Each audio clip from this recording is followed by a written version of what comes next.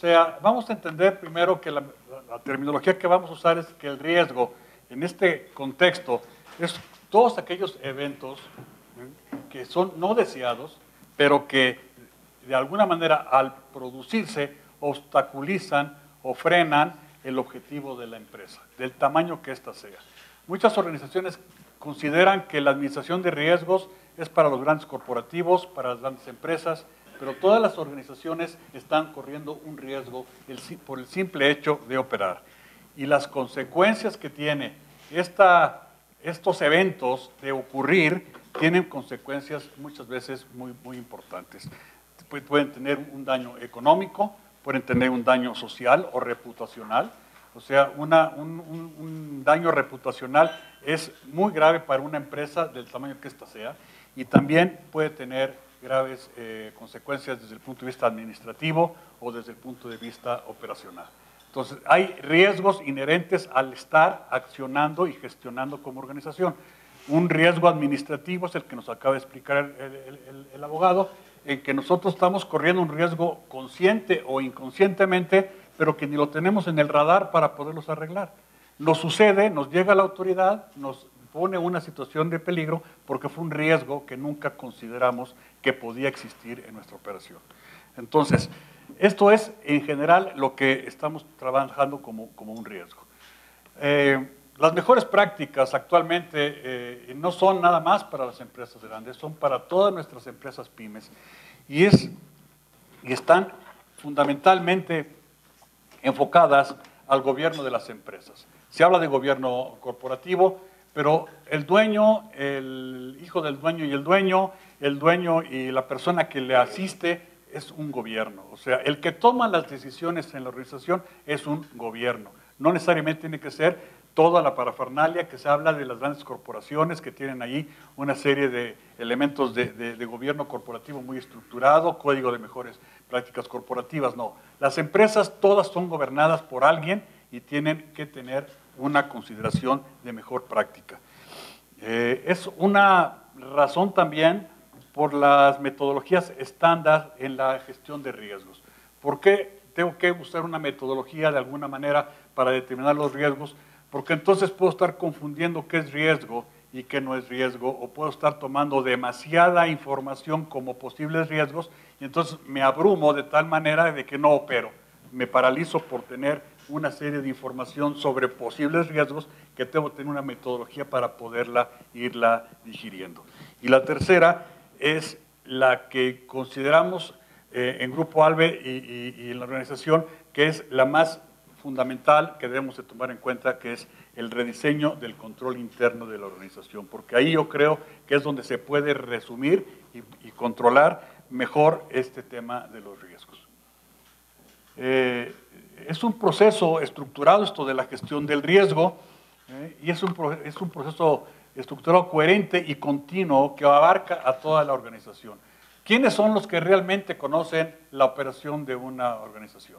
Los que la están operando, los que la están administrando, los que están haciendo realmente el diseño, el producto, el servicio, la fábrica. Ellos son los que conocen los riesgos. Si les damos un curso de capacitación de riesgos y empiezan ellos a decir, este es un riesgo potencial, este no es un riesgo potencial, y entonces ya habrá otras instancias dentro de la organización que diga, yo voy a tomar en cuenta este riesgo, pero para poderlo mitigar voy a tener que invertir, y entonces entra otro tipo de decisión. Pero las que entran realmente en primera instancia a conocer el tipo de riesgo es la organización en su conjunto. Los que evalúan, afrontan e informan las oportunidades y amenazas con que nos estamos enfrentando todo el día en la empresa. Y por otro lado, el consejo, y quítenle la palabra consejo, los que gobiernan la empresa tienen la responsabilidad general de asegurar que se gestionen los riesgos. O sea, la responsabilidad social de una organización fundamentalmente es producir utilidades y que haya una continuidad. Entonces, un riesgo no planeado no puede poner en peligro la existencia misma de la organización. Entonces, la responsabilidad del dirigente es tomar en consideración este tipo de riesgos para poder mitigarlos adecuadamente, ¿verdad? Y tener el enfoque de gestión como equipo de dirección y entonces conjunta. La persona que opera, la persona que realmente conoce la operación administrativa y operativa y eventualmente legal, y la administración general o el consejo, que son aquellos que van a tomar las acciones pertinentes para poderlos mitigar. ¿Cuáles son las fuentes de riesgos que puede tener una organización? ¿Qué se les ocurre que puede haber como fuentes de riesgo? Laboral, fiscal. Hay una serie de elementos que provocan estos riesgos, ¿no? Tenemos los riesgos externos, que son económicos. Mucha gente dice, es que la competencia me está golpeando. Bueno, cuando empezaste tu negocio, ibas a entrar a un terreno de competencia, de competitividad, porque ahora la competencia te hace ruido, si ya estaba antes que tú llegaras, o lo conoces desde un principio, porque el riesgo de conocer mejor el negocio no lo estoy tomando en consideración. También hay aspectos sociales de riesgo, contaminación, impactos que tenemos que tener en el medio ambiente. O sea, son riesgos que hay que tomar en cuenta. De orden público, legales. Aquí hay muchas personas que escuché cambios tecnológicos, me pueden salir definitivamente fuera de contexto en los procesos tecnológicos que tengo, y entonces ya no opero con la eficiencia que me exige el mercado. Hay muchos elementos de consideración para efectos externos en lo que es la fuente del mismo. Y el otro gran contribuyente a un factor de riesgo es la cuestión interna propia de la organización. Y aquí tenemos, pues, empezando por nosotros como personas, o sea, cómo actuamos ante la organización. Y aquí viene una serie de situaciones, realmente las personas están motivadas, están dando realmente el todo, están capacitadas para manejar procesos productivos. ¿Qué riesgo tengo con esas personas al no tenerlas capacitadas? Tengo personal que tenía muchos años y no tengo quien me los reemplace, y en el momento que se me vaya ese talento, ¿qué voy a hacer con él? Son riesgos que están todos los días viviendo las empresas, y muchos dicen, bueno, pues ya veré qué hago cuando suceda el asunto. Entonces eso es buscar que de repente pues, nos llegue el trancazo y tengamos una situación de crisis que ponga en peligro otra vez el objetivo de la organización. Esta tablita es un sumario de la cantidad de posibles riesgos o orígenes de riesgos. Están los riesgos estratégicos, están riesgos de cumplimiento. Nosotros tenemos que cumplir con ciertas obligaciones legales y fiscales. Muchas veces las ignoramos, no las cumplimos porque simplemente las ignoramos. Tenemos riesgos de reporte para aquellas organizaciones que tienen que cumplir con algún reporte interno o externo, y están todos los riesgos operativos hablando de procesos, gentes y financieros. O sea, como ven, el accionar de una organización, del tamaño que ésta sea, tiene situaciones de riesgo. ¿Cómo podemos empezar a mitigar estos eventos de riesgo? Entonces, pues tenemos que empezar a dimensionar de qué tamaño es nuestro riesgo, entendiendo cuál es la probabilidad del mismo y cuál es el impacto que tiene el mismo. ¿Qué es la frecuencia? La frecuencia simplemente es, la probabilidad, perdón, es simplemente la frecuencia en que podría presentarse el riesgo. No todos los riesgos son inminentes, no todos los riesgos tienen la misma probabilidad de ocurrir, pero pueden ocurrir. Entonces, yo los voy a, como decíamos antes, la organización en su conjunto empieza a hacer esta matriz y empieza a ponderar diferentes elementos de riesgo y hace esta matriz donde realmente pueden encontrar riesgos extremos, riesgos altos, moderados y bajos. Y en función de esta magnitud, desde bajo hasta extremo, empieza a diseñar y a implementar sus medidas de mitigación. ¿Ok? Todo esto, ¿cómo lo podemos empezar a manejar? O sea, ¿cómo podemos entender toda esta situación? Y bueno, una forma en que normalmente las organizaciones eficientes en la admisión de riesgos, ¿en qué descansan todo esto? En lo que es el control interno de la organización. Que el sistema interno de la organización tenga los elementos los procedimientos y los procesos adecuados que puedan permitir alertar y levantar este tipo de eventos a un nivel de cuidado de toda la organización. Entonces, esto se llama control. O sea, el control, hay empresas que operan eficientemente, hablando desde el punto de vista económico, sin controles.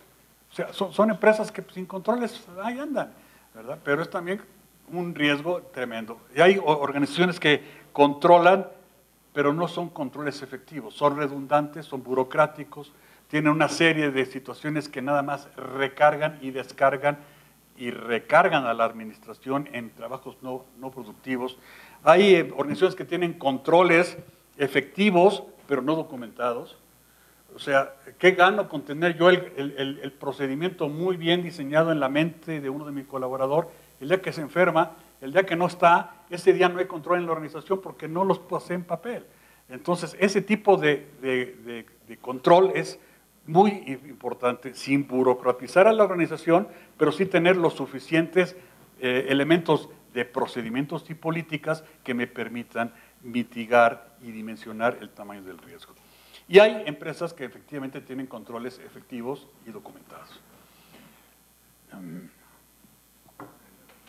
El tema del control es un sistema, un proceso que es llevado a cabo por la administración, la gerencia y el demás personal de una organización, diseñado para proporcionar una seguridad razonable sobre el logro de los objetivos de la organización y clasificarlas en estas tres principales actividades.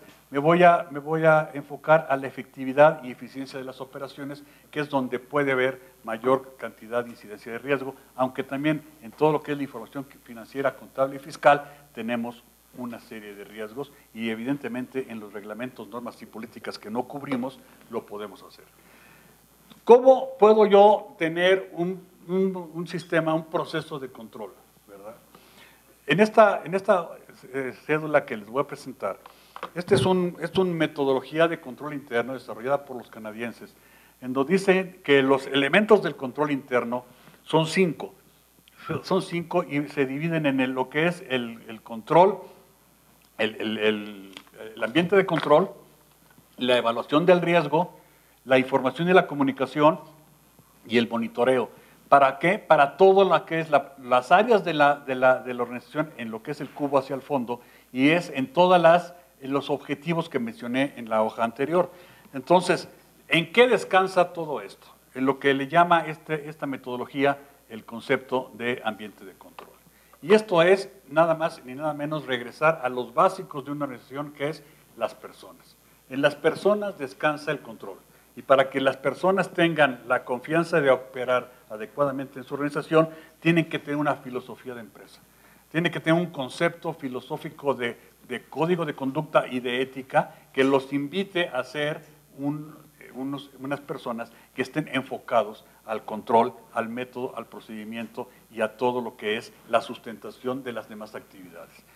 La siguiente actividad es lo que es la evaluación del riesgo, como veíamos en la hoja anterior, cómo evalúa en esa matriz la dimensión y la importancia del riesgo. El tercer elemento son las actividades de control. Estas actividades de control no es otra cosa más que los métodos y procedimientos y políticas y firmas y metodologías de control gerencial que estamos haciendo que se monitoreen las actividades y se estén detectando los riesgos que están surgiendo.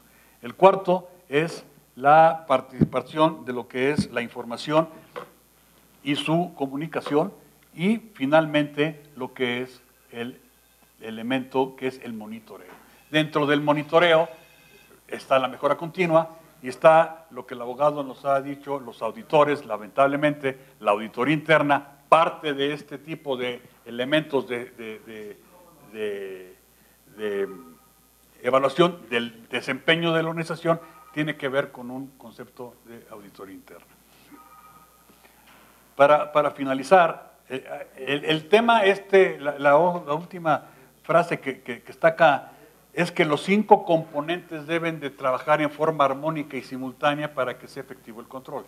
No podemos dedicarnos nada más a una área y descuidar las otras. Es un concepto de interacción permanente de los 5 componentes del control. ¿Y esto quién lo ejecuta, quién lo lleva a cabo? La administración, la gerencia y los colaboradores en su conjunto, cuando hay una muy buena comunicación y una buena filosofía de trabajo dentro de una empresa, del tamaño que ésta sea. O sea, y para terminar, los beneficios y relevancias del control de la gestión del riesgo exige alineamiento. Y esto es una de las situaciones más complicadas que tienen las organizaciones. Mucha comunicación, mucho alineamiento en toda la organización para que puedan reconocer la existencia del riesgo y monitorearlo. No todos los riesgos se van a poder cubrir porque tienen costos económicos. Habrá que tener también una decisión de qué inversión se requiere hacer para mitigar ese riesgo. Definir un ambiente de control, ya que las organizaciones somos un conjunto de personas organizadas en forma voluntaria para producir bienes y servicios en beneficio propio y de la sociedad. Entonces, ese tipo de ambiente de control tiene que permear fundamentalmente en la organización para evitar situaciones de riesgo, o por negligencia, o por desconocimiento, o por falta de control, por una serie de razones que hacen que la organización trabaje muy atropelladamente. Hay que conocer la base y la probabilidad del impacto para poder determinar el umbral. Me juego, como dice, me la juego, no hago nada, o lo voy a mitigar y lo voy a atacar. Y definir actividades de control interno, procedimientos y políticas, en donde realmente pues nosotros en Grupo ALBA estamos a sus órdenes para diseñar, capacitar en estos temas. Y con esto pues les doy las gracias.